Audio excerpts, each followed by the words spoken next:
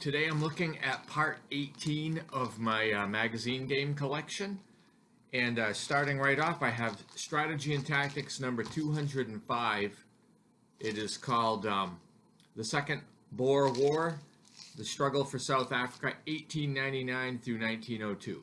This is a Joe Miranda game. It's operational level, and I bought it because of the time period. I'm interested in that late 19th century colonial stuff at the operational level. So I haven't played it yet, but I really would like to get this one on the table sometime. Second Boer War. This magazine is S&T number 149, and I've had this one a long time. It is part of a series. It was the first game in a new series called The Wars of the Imperial Age. And this is the Franco-Prussian War, 1870 through 1871.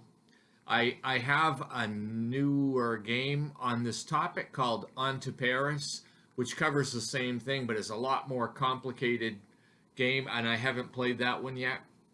This game was really ahead of its time, I think. I liked this a lot. And this was designed by Joseph Miranda. And it is a game that had a unique, I think there was a march table where you had to roll. It just wasn't automatic that your units would move just because you wanted them to. But if they had a leader, they had a lot better chance of doing what you wanted them to.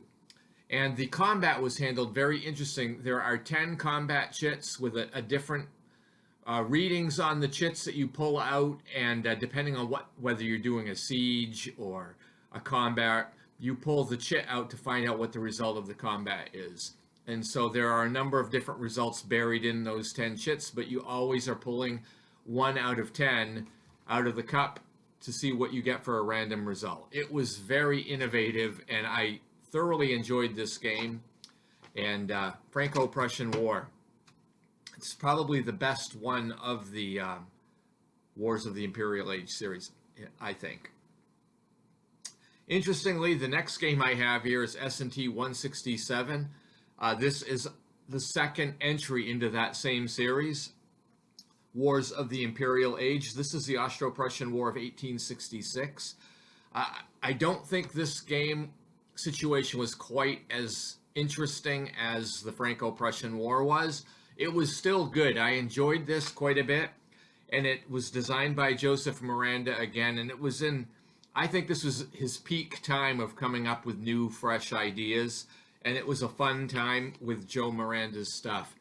And this issue had the updated Wars of the Imperial Age rules in it, so it kind of improved on the rules from the original release in Franco-Prussian War. But I remember playing this game a few times, and I really enjoyed it. Austro-Prussian War. I couldn't find the next game that I was going to cover. I have it somewhere. It is S&T number 92, Iwo Jima, Valor of Arms. It was in the TSR era of Strategy and Tactics, I believe, but I've misplaced it among my mess up in my gaming office. So I don't have it to show, and I don't have anything to say about it anyway because I've never played that game. And then finally, this is from World at War number 17. I don't have the magazine for it, only the game. And it is Leningrad 41, What If Manstein Had Attacked? And I don't usually like to play what ifs from a long period ago. I'm interested in maybe what ifs in the future. But this one, I had an assignment to write on it.